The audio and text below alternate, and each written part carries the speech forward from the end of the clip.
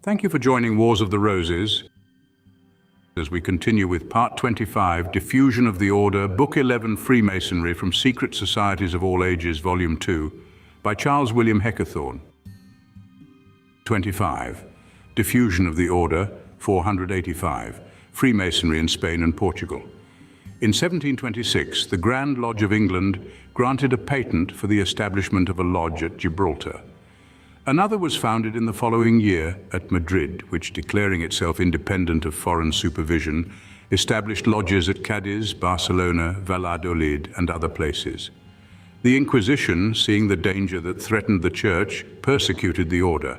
Hence, some mystery surrounds the labors of the Brotherhood in the Iberian Peninsula. But in the troubles which distressed Spain during the Napoleonic Wars, the Masonic lodges were politically very active.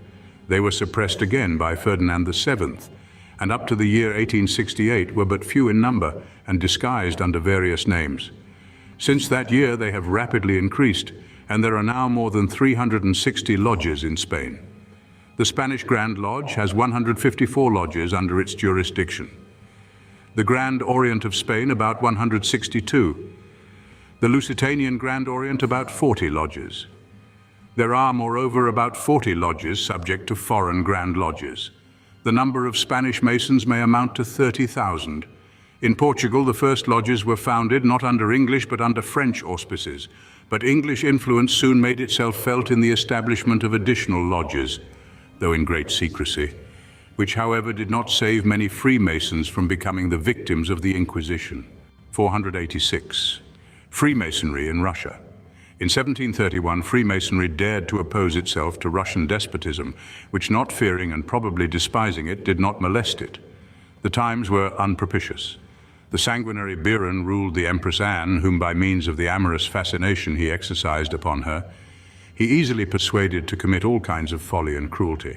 And Masonry, though it knew itself to be tolerated, yet did not feel secure, and cautiously kept itself in the background.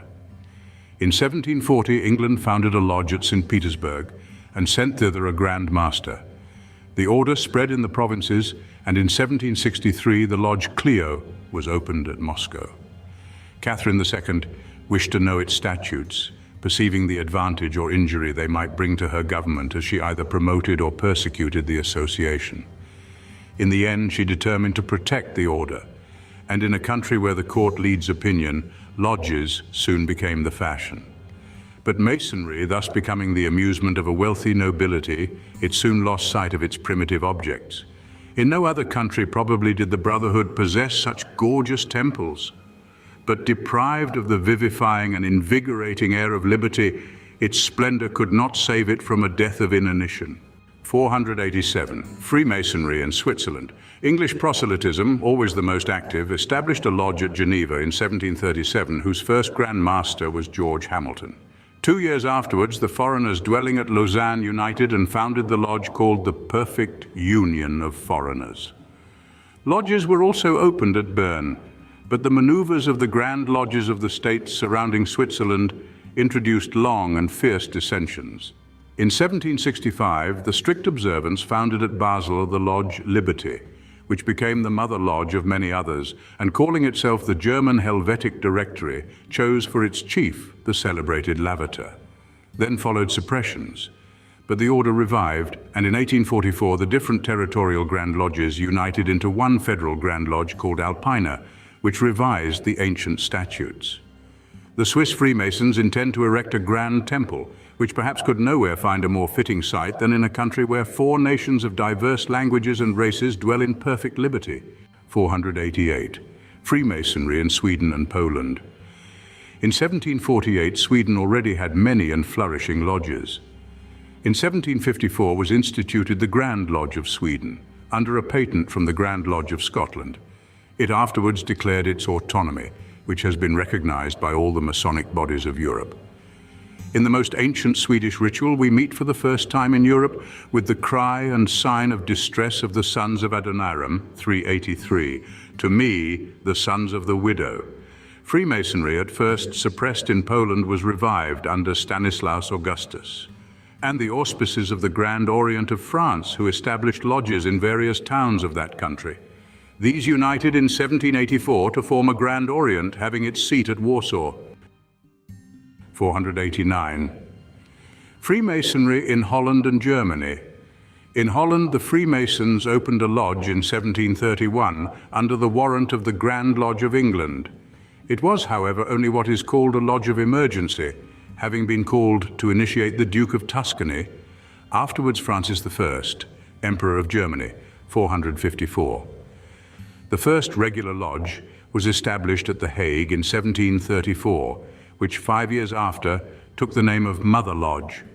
Numerous lodges were opened throughout the country and also in the Dutch colonies, and the Freemasons founded many schools with the avowed object of withdrawing instruction from clerical influence. In Germany, lodges were numerous as early as the middle of last century, so that in the present one we have witnessed the centenaries of many of them, as for instance in 1837 of that of Hamburg, in 1840 of that of Berlin, in 1841 of those of Breslau, Bayreuth, Leipzig, and many more. 490. Freemasonry in Turkey, Asia, Africa, and Oceania. The order also spread into Turkey, where, however, as may be supposed, for a long time it led but a harassed existence. Lodges were established at Constantinople, Smyrna, and Aleppo, and it may be mentioned as a fact in favor of Freemasonry that the Turkish Freemasons are in a more advanced state of civilization than is usual among Orientals generally. They reject polygamy, and at the Masonic banquets the women appear unveiled, so that whatever their Western sisters may have to say against Masonry, the women of the East certainly are gainers by the introduction of the order. The most important Masonic lodges of Asia are in India. They are under the jurisdiction of the Grand Lodges of England and Scotland. Freemasonry was introduced into Africa by the establishment of a lodge at Cape Coast Castle in 1735. There are now lodges at the Cape of Good Hope, in the islands of Mauritius, Madagascar, and St. Helena, and at Algiers, Tunis, Morocco, Cairo, and Alexandria.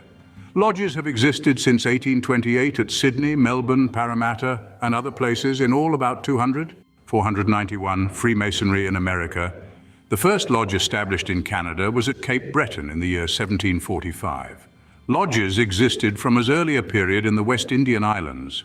On the establishment of the Brazilian Empire, a Grand Lodge was initiated, and in 1825, Don Pedro I was elected its Grand Master.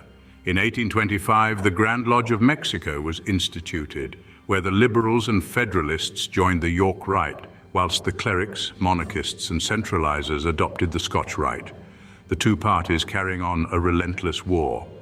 Texas, Venezuela, and the turbulent republics of South America all had their Masonic lodges, which were in many cases political clubs in disguise. Thus, the assassination of Garcia Moreno, the President of the Republic of Ecuador in 1875, was the work of the Masonic clubs. The murderer, Juan Rajo, on being promised his life if he would denounce his accomplices, coolly replied, "It would be useless to save my life. If you spared it, my companions would soon take it. I would rather be shot than stabbed." The lodges in the territory now forming the United States date as far back as 1729. Until the close of the Revolutionary War, these were under the jurisdiction of the Grand Lodge of England. But almost every state of the Union now has its own Grand Lodge, independent of all foreign power. In different parts of the globe, there are about 90 Grand Lodges, nearly 12,000 lodges, numbering altogether about 12,500,000 members. Of the active members, or such as regularly attend lodges and pay annual subscriptions, there may be half that number. Thank you for watching, and please don't forget to share, like, subscribe, and comment, and if you can, please consider donating to Wars of the Roses. Links to PayPal and Patreon are in the description. Thank you so very much.